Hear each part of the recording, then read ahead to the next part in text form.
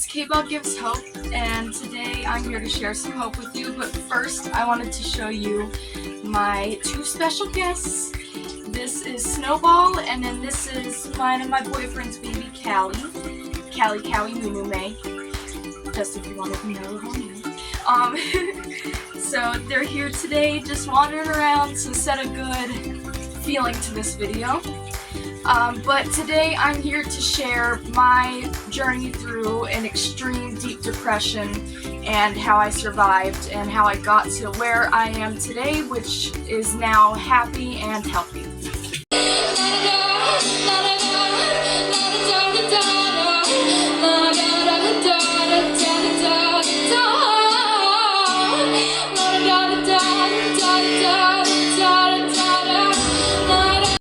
So my page is a lot about mental health and mental illness. I want to share and spread the word for that. But I want to share a little of my struggle and how bad it was for me and how I got to where I am today, to just give some people hope out there if you're struggling. My mental health issues became a problem at 12 years old. That is the first time I was medicated. That is the first time I saw treatment. And I was diagnosed with anxiety. Later down the road, my mental illness began to get more severe, and I started acting out in certain ways, and at the age of 13 was my first hospitalization. They diagnosed me as bipolar. I was diagnosed bipolar for a very long time, and I feel as though I was definitely failed by the mental health system, because I was misdiagnosed for 6 years, and I finally have gotten proper assessments and proper diagnosis, and it has changed my whole life. I struggled a lot with self-harm. I struggled with self-image, with anxiety. I didn't really know how to talk to people. It was really rough. And then I started going through deep depressions, which led to hospitalizations. My worst depression was my senior year of high school. I was cripplingly depressed. I couldn't move. I couldn't get out of bed. I couldn't go to the bathroom. That led to me having to drop out of high school. My mental illness led to me having to drop out of the schooling system. I tried homeschooling, it didn't work, so I just ended up getting my GED once I was stabilized. Ever since the age of 12, I've been trying to get better, and I just kept crashing and crashing and crashing over and over again, and it just felt more hopeless every single time. I have been through 10 hospitalizations, and I just started to lose hope, and at one point I completely lost hope in everything, and at that point I just really didn't think I wanted to be here anymore, and I started abusing drugs, which led me down a hole for about 6 months. I went back into the hospital. I seek treatment. I've had about 6 rehab stays off and on, but it's been a really rough road. It's affected me a lot. Many parts of me, it's affected my life. It's made me not want to be alive, and there are moments where I couldn't get out of bed, I couldn't move, I was so depressed. And I just really want to give hope here, because I know what it's like to lay in bed and not know how I'm going to physically survive the next minute, how I'm going to live through it, because I don't want to. And today I am a completely different person, and I'm so much happier, and I finally can do things that normal people can do, and I can live a normal life. And I just want to show you guys how I got from there to here. I'm going to talk about a couple things that have really benefited me. I moved away.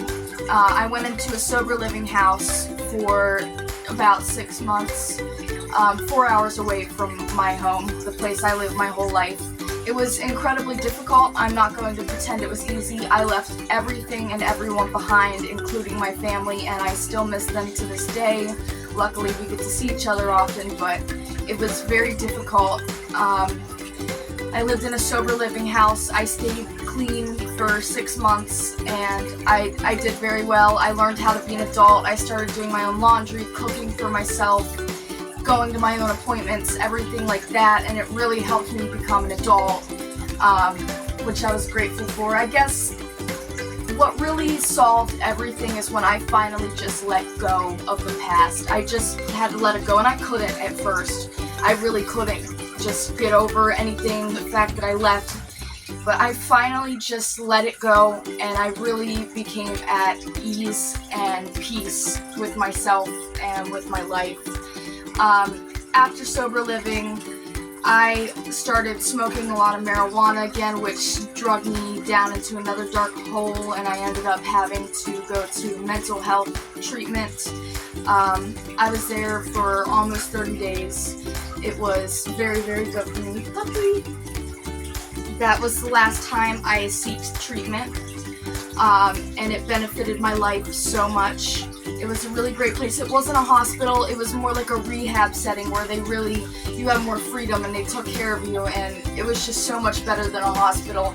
And what I did is I learned so much. I learned to retrain my own brain. I studied in books. I learned about cognitive distortions, cognitive behaviors, everything. And I learned to literally retrain my brain and rewire my thinking. And it's incredibly difficult, but I have done it, and I still struggle sometimes, but that has helped a lot. I've gotten a lot of piercings and tattoos, and that's great for me. I don't know, I just feel like it just makes me really feel good and feel like myself. This tattoo is a semicolon for suicide prevention, and it's green butterfly for mental health awareness. And I have a couple other tattoos. I got some piercings. That has helped a lot. Just doing something that's exhilarating, that gives me good adrenaline. Going to amusement parks, going to concerts, everything. Just enjoying my life, being able to dance and be free and enjoy myself and enjoy my life. And I've worked a lot on self-love, loving myself, not for the way I look, but because of who I am. My recording device keeps crashing, so I'm just going selfie mode. But just doing things that give me adrenaline, doing things I love, being able to dance and be free and enjoy life. Therapy and psychiatry is always good. I've learned to make my own appointments, go to my own appointments. Working helps a lot. I cook every day. That helps a lot. It gives me something to do. It makes me feel needed. And I'm starting college this fall for psychology, which I'm super excited about. But I'm just here to tell you that there is hope and you can get out of it, and just give you a few ways that really helped me. Treatment really got me out of it. Learning to retrain my brain and working on myself and making my own appointments, cooking, keeping everything in check. Sometimes you have to go in treatment to get yourself out of a hole, and I've had to several times, but it was worth it. Thing that I had to learn is that happy is not something you're just gonna feel forever. It is a moment, it's a feeling, and that's not a bad thing. I used to hate that. I used to dwell on it. Oh, happy's just a moment, but that's okay. I wrote this poem about joy and about happiness that I'm gonna read, that helps me really understand why it's so important to not be happy all the time. Things aren't always gonna be rainbows and butterflies and unicorns. They're really not. I struggle on a daily basis, but I'm no longer suffering, and that's the difference. There's gonna be daily life conflicts and daily life bad emotions, but I'm no longer suffering and I no longer want to die. The poem is called Stray Away.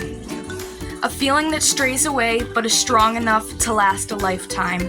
A feeling I have on those happy days where I lose track of time. A feeling of yellow in my soul, making me happy, making me whole. A feeling so fearless, a feeling so real, a feeling I truly want to feel. A feeling tomorrow, a feeling today, a feeling that makes me think I'm okay. She cried the sound of joy in droplets from her eyes. This feeling, she thought, is life's true prize. A million days of sorrow, a million days of gray, but one bright, happy day, it's enough to make me stay. Not every day is yellow, not every day is gray, and happy is just a moment, but really that's okay. Because if happy was every day, we wouldn't know sad. And without feeling sad, how could we ever feel happy? How could we ever feel at muse if we didn't know decay? How could we ever feel joy if it didn't stray away? That's just my poem explaining how not everything's gonna be all happy all the time. You're going to feel sad, you're going to feel down, you're going to have doubts, you're gonna be angry, you're gonna be upset. Those are normal feelings for a normal person, and that's okay. You're not gonna be happy all the time. I consider myself to be happy, but I still struggle every day. Not every single moment is la da da da da. You know, it's not perfect, and that's okay. It's 100% okay to not be perfect. I used to feel so much stress, like I had to be good all the time, I had to be so good, I can't crash again, and it would just lead me to crash. Now I accept my negative feelings, I work through them, and I haven't crashed. This is the first time in my life I have genuinely not been afraid that I'm going to crash again. I am 100% confident that I'm okay and that I know myself and I know how to deal with myself now. Your own triggers and knowing your own worth are two things you really need to know when dealing with mental illness. Just never, ever, ever give up hope. Things can come from terrible to amazing, and it takes a lot of work, it takes a lot of effort, but you can get there. You are worthy of it. I swear, if I got up out of that bed and I am where I am today, it's possible for anybody, because I have been at lows that I did not think I could physically survive through, and I'm here thriving today, smiling, happy, dancing at concerts, yelling and screaming and enjoying myself at work, cooking, enjoying myself with my puppies and my pets, my turtles, my fish, going on walks every night. It's really amazing. Going to college, you can get there. You can get there. Anybody is capable of it. You are able to do it. If I was able to do it, you were able to do it, and I stand by that. Everything is gonna be okay. There's nothing ever worth ending your life over, and I've had to learn that, but there is really nothing ever that you can't live through. Okay, well, that was my video. I just wanted to share some hope, share a little bit of background about my story. I'll probably make videos where I go more into depth. Callie! And this is my baby, Callie, Cowie, moo, moo, may. Me and my boyfriend sing this song. Callie, Cowie, moo, moo, may. Callie, Cowie, moo, moo, may. Callie, Cowie, moo, moo, may. I love you all day. But just really, anybody who's thinking about giving up or considered giving up, please don't. There's a place for you in this world, and there's a place for everybody. I hope, oh, Snowball's taking over. I hope there's at least one person out there that listened to this and got something from it. And if not, you know, at least somebody will have the opportunity to, because it'll be up forever. So I love you all, and I hope everything is okay for everybody. Stay strong. You've got through this, and mental health matters. And if you don't think so, Callie, Cowie, moo, moo, may does. Okay, I love you guys. Bye-bye.